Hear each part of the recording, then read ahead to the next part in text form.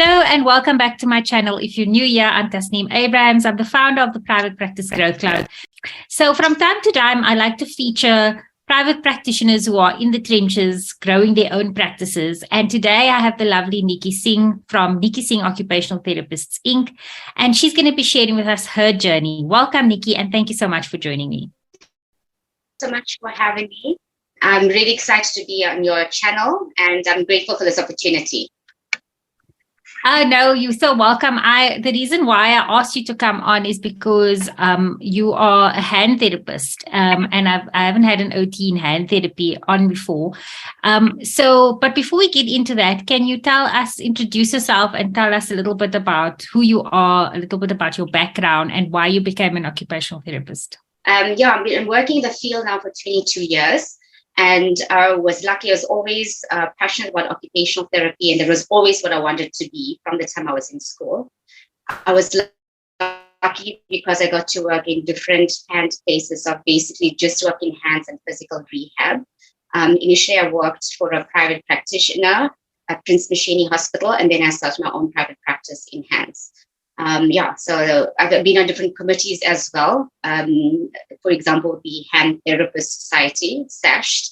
I was chairperson of that for 4 years. So it's been a very good experience working in the field and having to evolve in it over time. So you mentioned that you worked for a private practice and then started your own practice. So when was that you started your own practice, and what prompted your decision to go out on your own? So it was actually the push that I needed. The private practitioner that I was working for was downscaling, and she closed down her rehab side, and she was continuing with the medical legal work, basically. So at that point, I decided that I was either going to government or going to private practice. I chose the latter because I was working in the field for 6 years. I decided my head is in that space. Maybe let me get a chance. Single, no commitments. That's when I decided to take the challenge of starting their own private practice. And if only I knew, Tasneem. So, there's a lot of people who start a private practice without ever having worked in a private practice. So that in itself is a rude awakening.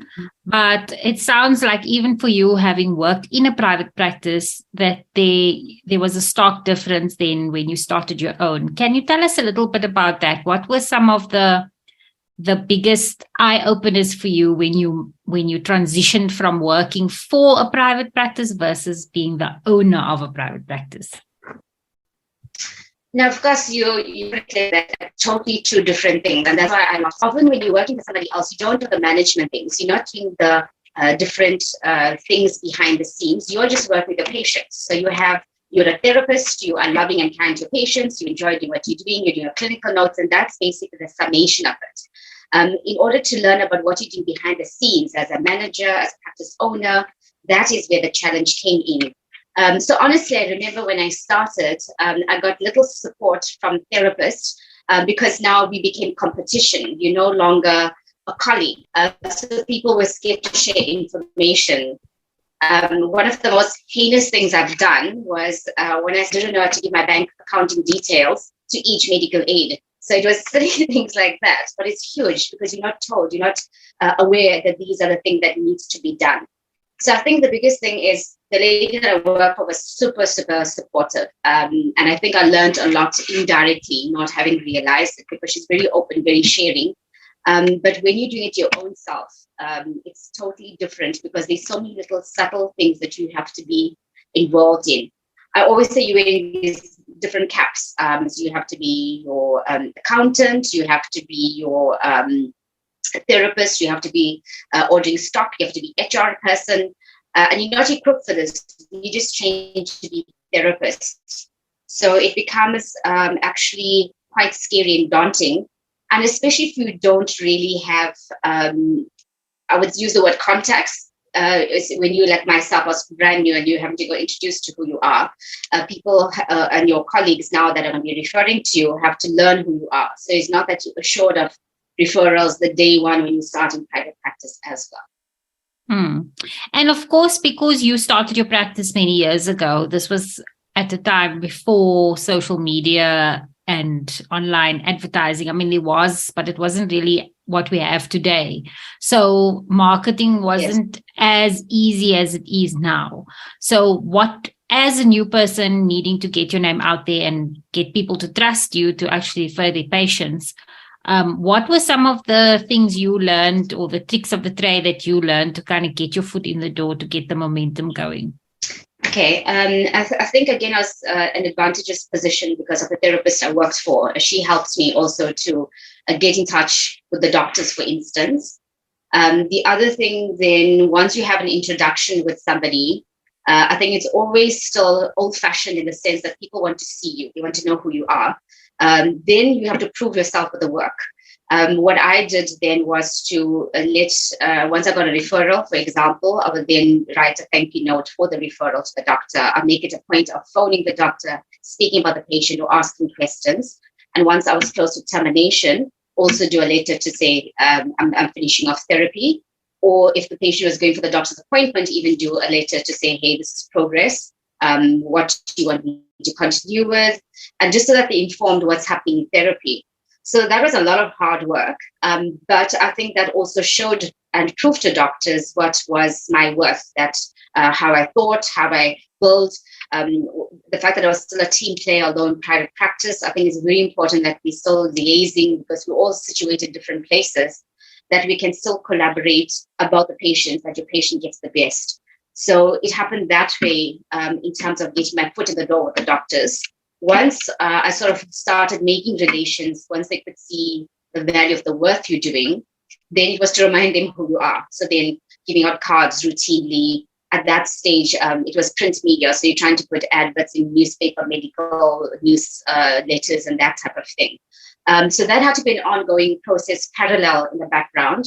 And the marketing became even in your presentation to the doctor. When you see somebody in war rounds, you'll be bumping them into the lifts, how you behave, how you carry yourself. So it seems silly and not important, but those are the things which help them stick in their brain of who you are. Meeting in the lift for 5 minutes, the conversation that you meet with them. You don't have to be chatty, but just greeting, carrying yourself in a confident way. Those little things just added up in terms of them remembering who you are and referring. I think the other challenge was that when you're not physically based at the hospital that you're working in. So I was actually in Overport, and I would do inpatient work at the different hospitals in Overport. So because I'm not physically based there, I wouldn't be seeing them. I wouldn't be having an opportunity to bump into them in the lifts and in the corridors. So you'd have to make time to speak to them, even that you're not seeing them face to face. Now, I think with the advent of modern technology and media, it's made it a bit easier, but it's so competitive. It's a lot of hard work, Tasneem. You have to plan yourself, set time to do this, make sure you're feeling confident and good in order to present that or project that type of confidence when you are speaking about your patients. I just think with media, we mustn't take it lightly. It's a very good tool, makes it easier. Outreach is fantastic, but it's what you put in again. We have to remember Copy Act, confidentiality of patients, what are you trying to target with the patients? Are you trying to get clients in? Are you going to be informative? Do you want to educate? Do you want to give free knowledge? I think that also directs how you then use the media that's available. I think you touched on a very important point in that the marketing that one practice does is going to be very different to other depending on the area you're operating in. So, for example, even though your end patient is the patient that you're doing the hands-on, in that niche of OT, it's not typical that patients refer themselves to your practice. So when you are marketing, there might be some for other things, but generally speaking, the people you are marketing to is not the person who is receiving the service, but the person who is going to refer the person who is receiving the service. So your marketing or where you market and your messaging is going to be very different to somebody who is marketing, say, to parents of kids who need to come for something. Would you say that you agree with that you need to make that distinction of who the message is actually for? Yes, I think that's important, who the message is for.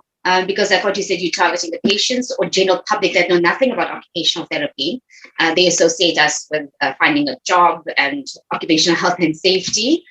And I think the important thing is also staying true to yourself, because what we forget is that we are the product. We're not only dishing out glasses to patients or medication or giving them some sort of comb or whatever. We're not selling products. The product is us as a therapist. So you have to stay true to yourself and what is your mission statement and your ethos of your practice. So, for example, I'll use myself. So for me, it's still about the care of their patients. I feel I'd rather see my 10 properly than do 100 patients and I'm doing it half-heartedly. So if that's my ethos, then obviously I want that to come across into my media. I'm not only advertising what specials are available, or I want to show patients how they get the extra. And what would the extra be? For example, if I'm giving you home programs, for example, if I'm giving you access to resources or discounted whatever. So I think the therapist starting must remember that you can't lose yourself in this. It's so competitive. People do 10 times better videos than you would think of doing. So if you can't match up, you don't have the resource, you don't have the camera, you don't have the knowledge how to do it, that's fine. Stay true to what you want to project in terms of what you want to do for yourself and for your patients. And then I think just be wise about it. Like what I've learned over time. So it's things like initially it will just be general information about OT is. Then I started doing specific hand exercises. Then I look at modalities. So then you plan. I now have a calendar. So I know, okay, within a certain month I have to do X, Y, and Z. I set up time that I make sure I sit and I videotape and do things. So it comes with all of that too. It's not just you're going to sit in front of the camera and say, "Guys, speak." So I think that would be the tip I would give everybody. Yeah.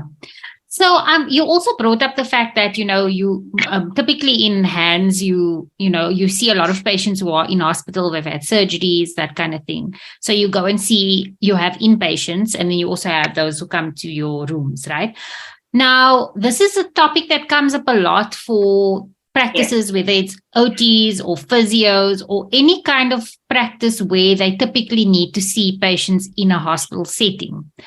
What are some of the barriers, and then opposite to that, tips for somebody who's starting out who has no into a hospital? How do you go about getting, permission to see patients, or like how do you go about getting to see patients in a private hospital?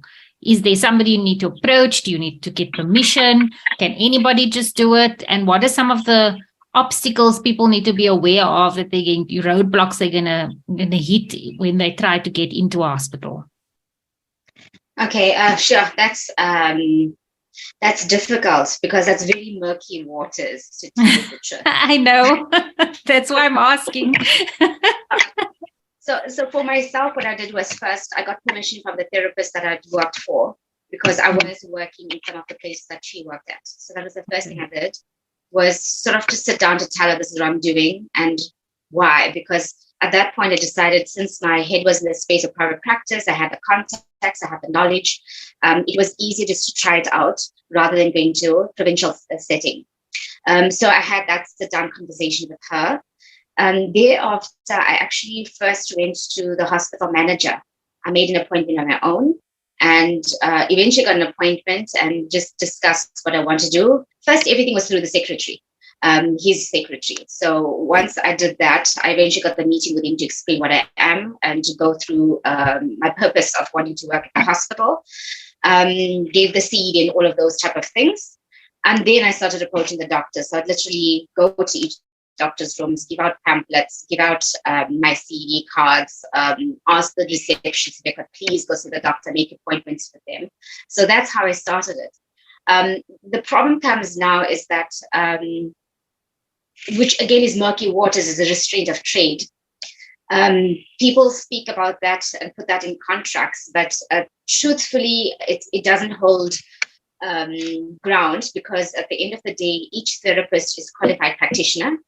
They're allowed from the human rights and all of those type of things to start up a business, because you are working the field you train for, you're earning an income. So technically, in the court of law. And I do know of one case that happened and it didn't hold ground because of the restraint of trade. It's just that person had to earn an income. So I think if you want to start in, let's say you're novice, you know nobody, you're just going to an hospital and you want to start there, you're going to have to also just be aware of those things, because you're going to be getting approached by other therapists that work there to say, oh, you didn't approach me, you're not allowed to work here. So again, you should seek then legal advice. If you don't know what are the regulations in terms of South African law, in terms of starting a business, speak to an accountant that does business management, or speak to a legal person so that you at least know what you're doing. Because truthfully, it becomes competitive, as I told you, my example that people didn't want to share. So then you don't have the support, but there's nothing stopping you from doing that. So I think just be ethical. We are guided by the POPIA Act, HPCSA ethics, our OT practice, our oath that we take, your religious values. There's a whole lot of values. I've got at least 6 now that I'm talking about. You have to use that as your guideline when you're starting off business, because I'm so old-fashioned, if you're truthful and you follow the rules, you are going to progress. It's hard work. Starting private practice is definitely hard work. So I think just be aware. You have to be confident. You're going to be approached by people that say, no, you can't. It's not ethical. Who are you? But you have to, again, be calm in your disposition, know what you're going to say to them, how you're going to promote your practice.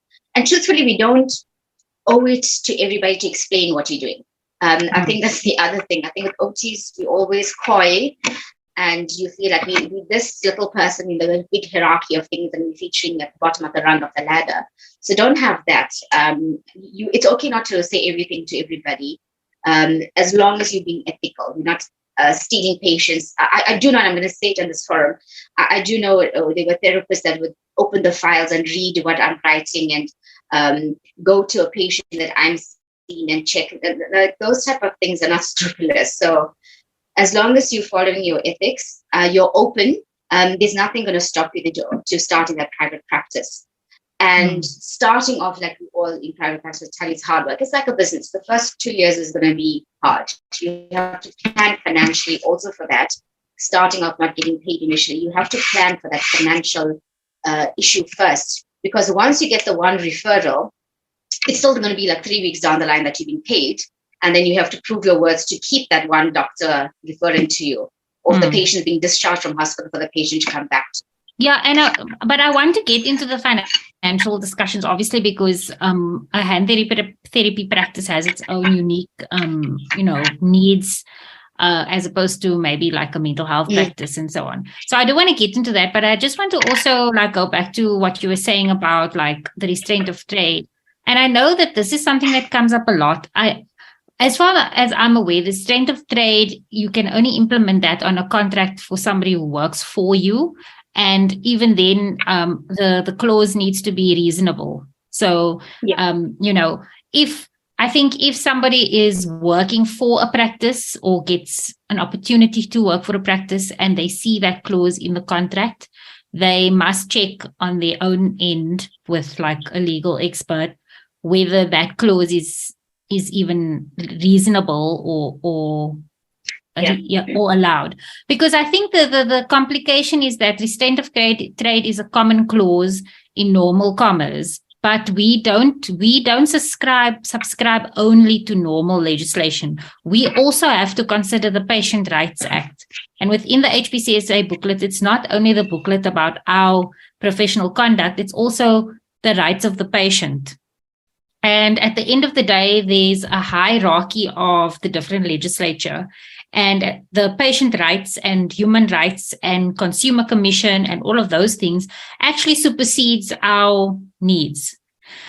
So it's very important to consider that. And so then there were 2 things you mentioned. It's on the one hand, those who are trying to come into the system and start their practices, be careful not to use unscrupulous methods of stealing other people's patients. But what I'm finding is that the opposite is actually a bigger problem than the ones coming in and using unethical methods, but rather those who are currently in those positions using unethical methods of silencing the competition or preventing competition. Where I've heard many stories of private practice owners, whether it's hospital-based or school-based or rehab facility-based, where they do kind of questionable things to prevent another therapist from coming in, whether that's bad-mouthing them or making doctors sign, exclusive agreements, which is not actually ethically allowed. Or I've heard of stories of one profession who, being the gatekeeper of who the other professions are. So they would say, okay, doctors must all, they'll do the referral through me, and I will decide which OT and physio or whatever gets the referral, and I take a commission. And these are all things that are actually not permitted. But because nobody, unless the HPCSA is told about it, how will they know, right? But these are the things that are going on. So one needs to just be wary that there is an ugly side to this. It's not all, a bed of roses of starting a business. There are some ugly things. And just because we're health professionals doesn't mean that all health professionals have the same standard of ethics. Some people just are, have questionable ethics, and you just have to. And I think often because we're in a helping profession, there's a lot. I mean, it's not a majority of us, but there are some of us. And so the majority of us who do go into this profession as helpers and healers and, wanting to do good, because we can't fathom that is what somebody can do. Like it's beyond us. So we don't expect it. And you just kind of have to be aware that there is a dark side to this. Yes. And I think that's where we usually are very naive, because we don't get this business management in our training, or if we do, it's very little. I think the main thing, what we spoke about, one is our own internal ethics. Two, in terms of remembering that with a patient's basic human rights about medical care, they are entitled to second opinion. So I always make that my focal point, because I don't own the patient then. So unfortunately, if the patient has to go elsewhere, or if the doctor has to refer elsewhere, that is just in terms how it has to work. And I think that's the important thing. We have to have that sense that we have to let go and not be begrudging and then start doing all these callous things to say, I want the patient, I want to get more work, I want to run off with the doctor or whoever to get that referral. So I think we tend to forget that, again, because it becomes competitive. We're looking at, are we generating money and we're not covering, and yet this therapist or the patient and I could have. So you get caught in that. The whole thing, again, I think the other point which worked for me, although I was a hand therapist, I did work also with physical rehab. I remember when I started practice, the same practitioner who I worked for, she told me, Niki, you're making the biggest mistake because you're going so specialized. And years down the line, I realized that, because with me wanting to do hands, I then started to do a lot of IOD patients. And because of that, you're not getting cash flow. You're getting paid sometimes 2 years down the line if you work in the Department of Labor. Then I started using a third party where they're taking 25% or sometimes less or more. So it's a big chunk of your earnings, and you're not getting it up front. You may get it 1 month or 3 months down the line. And that also became a point of stress, because then if you're not getting work, you're not getting the income, you're not getting the cash flow, then you say, oh, how am I going to get the referrals? So it starts that cyclic way of behavior, and where you start having, what you say, the dark side. So it's very, very important then to plan for those type of things. As I said, the one thing is your own confidence and ethics. So when you're approaching people, that you do have the right to earn an income. In terms of the restraint of trade, yes, you have to know exactly what its function is. We are naive, you think it's there.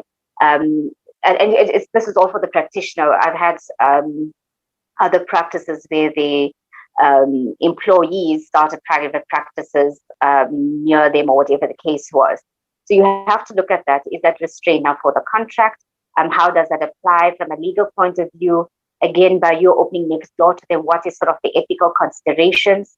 Are you doing the same exact types of patient they're seeing? Are you opening up a different thing, for example, PEEP that doesn't incur or interfere with what they're doing? So those are all the subtle things that you have to look out. And I think the biggest way of learning and doing this is to collaborating with people. You can't think you know it all. You have to speak to other therapists, older than you, younger than you, your same age.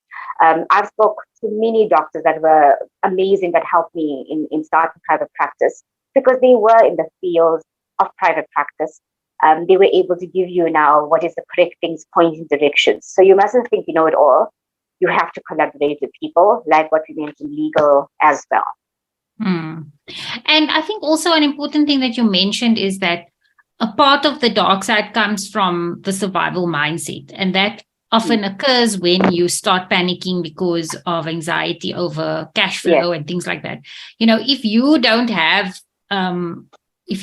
have issues in your personal life with financially, then if your business is struggling and you kind of have the ability to kind of keep it afloat, you're not going to feel as much anxiety as somebody they're relying on this income, and you do lose some of your common sense, or when you're in that kind of state. So it's very important to constantly be aware of your emotional state as a business owner. It's not just what's happening on a day-to-day. You do have to do a mental check-in with your mindset all the time. Like you say, constantly be in touch with your values. I mean, that is why in the Private Practice Growth Academy, the first module is mindset. It's all about mindset. And a lot of people come in wanting to go straight into the operational things of how to register with medical aids and all of these things. But the reason we start with mindset is because you need that as the foundation, and you need to develop habits of constantly having an awareness of what it is you're going through, because it's influencing how you're making the operational decisions in your business, which is so 100%. Yeah, because you're the driving force. As I said, you're wearing those mini caps. So you have to motivate yourself in the ups and downs. You have to keep it going. So that's very important. And then, so going into the financial discussions and things like that, obviously as a hands therapy practice, there's some, there's unique things to a hands practice in terms of the equipment, and then also in terms of the billing. So I come from the mental health space. So, there are expenses in terms of standardized assessments and things like that. But generally speaking, if I bill a session, it's mainly consumables, right? But my consumables is nowhere near the cost of maybe like splinting material, for example. I don't, there isn't that complexity in terms of billing, because it's mainly for a treatment session, whatever. And I know that with practices like with hands, when you have to bill for, or even rehab, when they are assistive devices or splinting materials and the manufacturer of it, or even people who are in burns and do pressure garments and that. What were some of the, obviously you had worked in a private practice like that before, so you kind of have an idea, but were there any surprises to you when you started your practice, or any advice you would give when people are entering into this kind of niche in terms of learning about the billing and the coding and all of that stuff? Okay, so again, I think with this, you have to start simple. If in your own personal capacity, and let's say family capacity, you got money to outlay, then it's a bit different, because then you can think about any and everything you sort of need in order to start up the practice. If you don't have a big financial backing, then you have to start small. So then again, you have to look at what you want to achieve in terms of what patients you are seeing. So that also comes from the type of referrals you're getting. So say hypothetically, you're going to be getting work from the orthopedic rather than plastic surgeons, then straight away you're going to need more splint and splinting material. So you have to get those things. And unfortunately, with hands, especially because you're working with painful hands, post-operative hands, where there's wounds, you have to have the correct equipment. You have to have materials that work for you. The last thing you want to make a splint and the straps are coming up not even 24 hours after you've made it. and that's going to deplete the whole purpose. Again, to make money, you're going to have to spend money. So you're going to have to make sure that you plan for that. Again, if you speak to somebody experienced, because if you're starting off a hand practice only, you want to do hands, then you need your splinting equipment, you need your splinting materials, straps and all of that sort. And then you just need a few therapeutic stuff, like I use baby oil, your therapy, and that's it. If you know how to treat, you got confidence you're treating, the equipment is not important, it's what you're giving. Again, you're the product. It's how you get the confidence of your patient when they've got pain, when you direct them, the exercise, the protocols that you know. That is more important than those extraneous things. And then in time, when you plan, then second month, I'm going to be buying now the colored therapies, or you're going to be buying digiflexes. Then you plan what you're doing each time and you build up the resources. So initially, that's exactly how I started. I had 4 shopping bags of different things. So one was a ward bag, one was my handbag, one was a physical rehab bag. And I just had a few select things because literally you can put in your shoulder and you can go. And I started with that for doing my hospital work. And then as I went along, then you're planning. So if I wanted rooms for the outpatients, then I started approaching people 3 months beforehand to make sure getting the rooms on time. So you have to have that level of planning in terms of what you're looking for. I would think, so building on from the type of referrals is the type of patients and then the place, because for me, seeing hands in the hospital is not good enough. I wanted to see them as an outpatient. I wanted that longevity, because you're in hospital for 3 days, flex attendant will take you 12 weeks to heal. So what's going to happen in the space of that time? So I think plan it that way. Over time, then, for a hand practice, once you've got your basic therapeutic media, which is now your resistance stuff, there's not a lot of other equipment. Then you can get all the scientific tools that we use, like the JMR, dynamometer. Those things are costs, which again you can plan for, because you're not going to buy that every year. You buy one set, you look after it, you use it, it'll last your lifetime. So the starting of costs can be cheap if you know what you're looking for. So again, speak to people or get the advice. So you know what to start off as your little kit and then build on from that in terms of what you're doing. So for example, if you want to do assessments, then you're going to have to plan for buying the proper tools. So those are going to go in the thousands of rand or tens of thousands of rand. So then you have to budget for that accordingly. So I think that's about it. I think I love what you're saying. Really, is all about patience and planning and being strategic in what you purchase. And this is a mistake I see a lot of practice owners make, where because it's exciting, you're starting your practice, and whether you're a hand therapist or pediatric, and I think pediatric therapists are mostly guilty of this, where it's like, I'm going to go to Westpac and buy all the toys, and I'm going to buy all the sensory things and whatever, because it's like, that's the exciting part of the practice.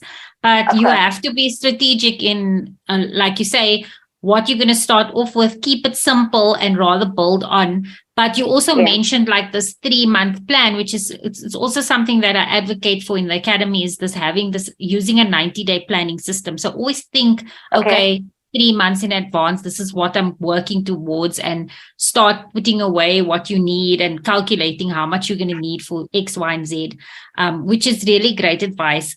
Then also, I think, when it comes to like the billing and also getting paid, like you mentioned, you don't always get paid immediately.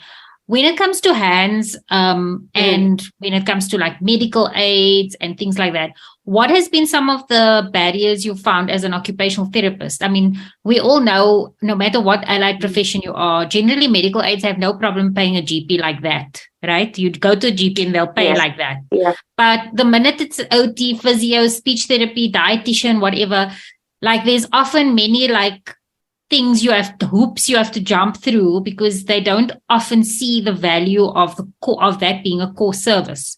So what were some of those barriers you've encountered, and what advice would you give in terms of making that smooth, like getting reimbursed? Okay, so the first thing, like what I did wrong, make sure that you give your banking details for the medical aids. Each one has a form that you fill in. So you have to fill in your banking details, get it stamped by your bank, and then you submit through to them. So make sure you've done that at least. Second thing is you have to check what each fund is. So you're going to have to check its discovery, the different plans.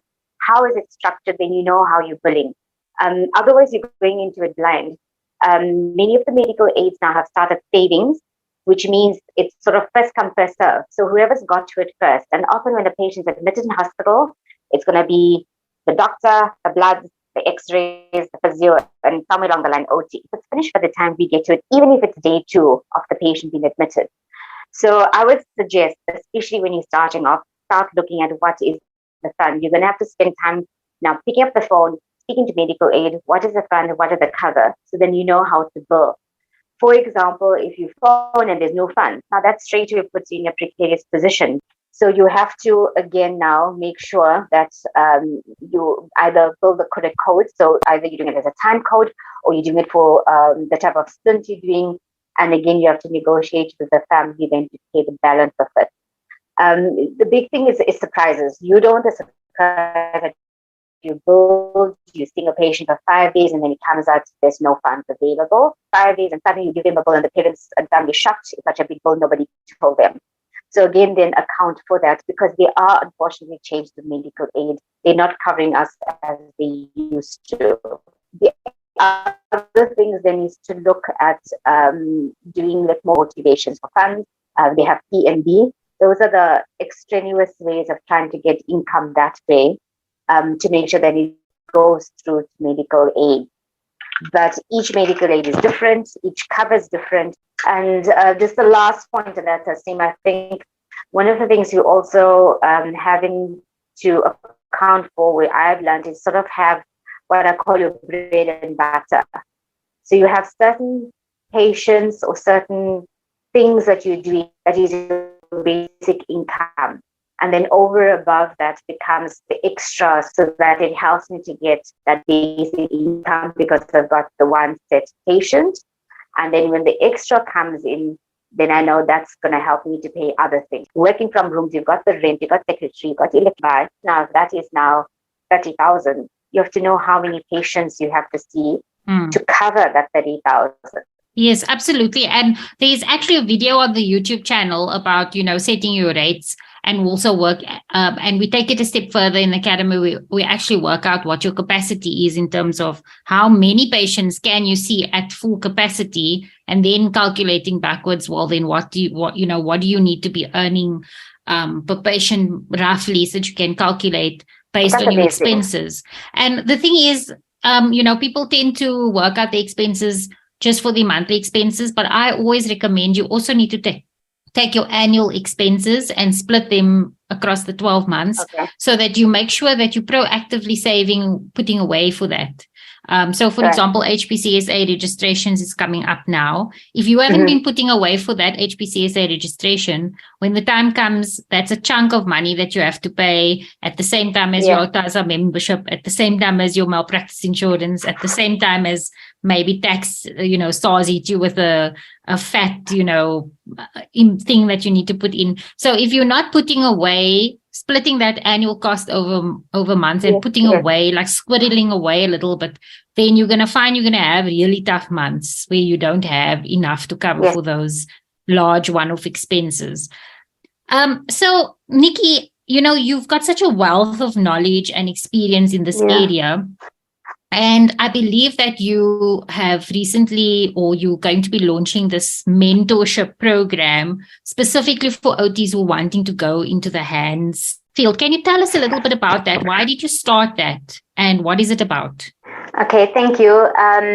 I love hands. I've always been passionate about it. And I'm lucky from my third year of having studied hands, I realized that that's the field I wanted. And God was kind. In all the jobs that I had good exposure to hands. So I worked at provincial hospital. I worked in a private practice. So when I started private practice, I said, I'm going to do hands and that's it. What I found that with a passion, I love to teach. I like to share. I also started private practice where I had little support. So I said, I don't want to be in that position. I want people to learn and to help them progress. And with hands, it's so specialized that I want the profession to progress. I found that unfortunately, although we as occupational therapists are the experts in hands, we are the most scared of it. Yet we do amazing therapies. And again, because it's an unfair world, for example, many patients go to the physiotherapist and not to OT because patients themselves don't know what is OT, what is physio.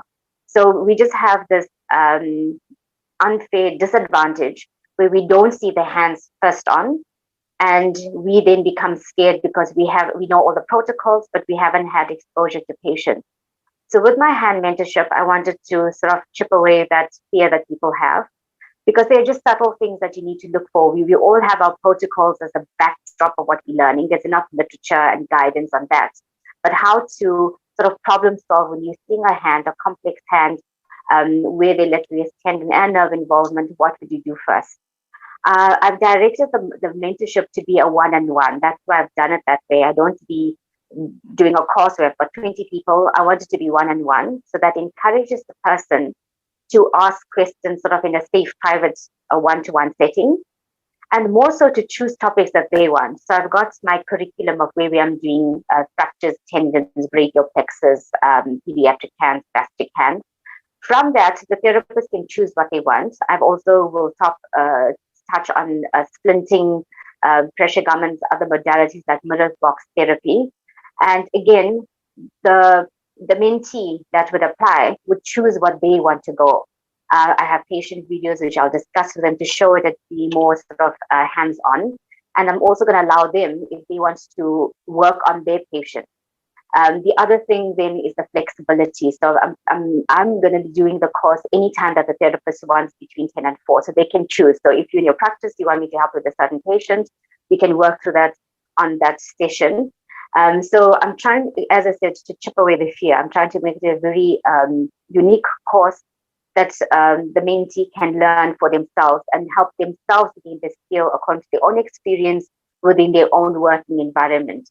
And then obviously I'm going to give them access to resources, what I'm going to journal access, where to even buy equipment from, which products are better than other. So then we can look at all those other subtle things when you're starting working in a hand practice. And then it doesn't only have to be private practice. I mean, in provincial also, we don't have access to things with rural-based therapists. So I also want to break this that we are just private and just provincial sector and rural and community service and experience. We are therapists. We have the same goals. We train the same way. And it's fostering this love for hands and the confidence in people to do what they do best. OTs do hands the best, and they just need the confidence and the guidance with that. So you can see I'm passionate about it. I start talking a lot. And I love that. But, I'm very curious because I have no knowledge about, I've never worked in hands. I've no knowledge about it. It's such a specialized field. I remember, the last I remember is from varsity. I did quite enjoy making the splints and that, but that's as far as my knowledge goes. So I'm very curious.